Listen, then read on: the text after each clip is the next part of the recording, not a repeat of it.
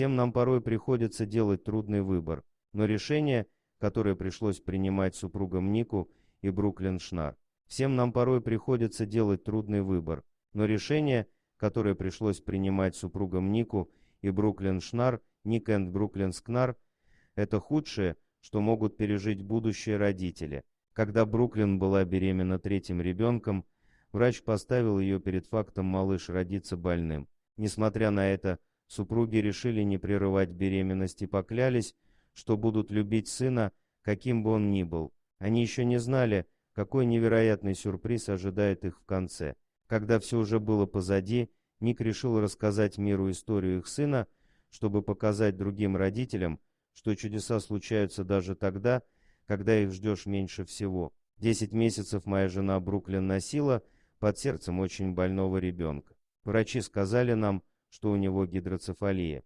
Эту болезнь еще называют водянкой головного мозга. Мы обращались к разным врачам, к лучшим специалистам, которых могли найти, и они в один голос заявляли, что состояние нашего ребенка очень тяжелое. В какой-то момент нам сказали, что все насколько плохо, что просто нет смысла следить за уровнем жидкости в мозге ребенка, лучше уже не будет. Мы чуть не плакали, глядя на результаты томографии.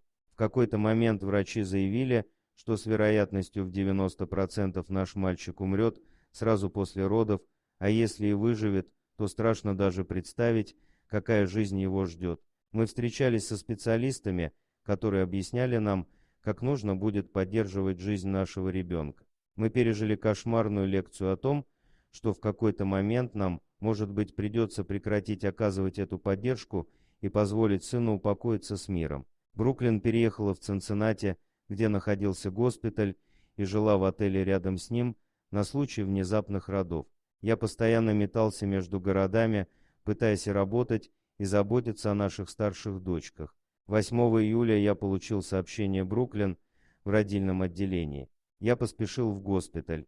Буквально за 15 минут до того, как врачи начали кесарево сечение, нам прочитали еще одну лекцию о том, что ребенок не сможет дышать самостоятельно, и, возможно, нам придется разрешить врачам позволить ему отправиться в рай. Бруклин увезли.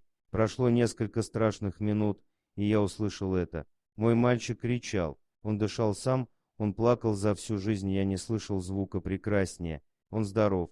Он выглядит совершенно нормальным, красивым малышом и проживает свои первые дни, как и положено малышам. Врачам пришлось ненадолго применить искусственную вентиляцию легких, но он держался молодцом. Как такое возможно после всего ужаса, который мы пережили? Цитирую врача с медицинской точки зрения, мы не можем найти объяснение тому, что произошло. Каким-то образом мозг смог прорвать блокаду и выровнять баланс жидкости. За то время, что мы с женой провели в больнице, я слышал слова «божественное вмешательство» и «чудо» больше раз, чем мог бы сосчитать. Опытнейшие медсестры и врачи с мировым именем с трудом верили своим глазам и ликовали вместе с нами. Я знаю, что все родные, друзья, коллеги молились за нас и просили других поддержать нас в своих молитвах. Я думаю, сработал эффект домино, и тысячи людей просили Бога помочь нашей семье. Спасибо. Спасибо вам всем. Спасибо. Спасибо. Спасибо за все молитвы, слова поддержки, за открытки, сообщения, электронные письма. Я верю, что молитвы могут помогать. Бог все еще творит чудеса. Трудно даже вообразить, как счастливы теперь родители маленького Чарли. Будто высшие силы решили вознаградить их за стойкость и готовность любить своего сына, каким бы он ни был. Дорогие друзья, если вам понравилось видео, поставьте лайк, а также подписывайтесь на канал, где найдете еще много интересного.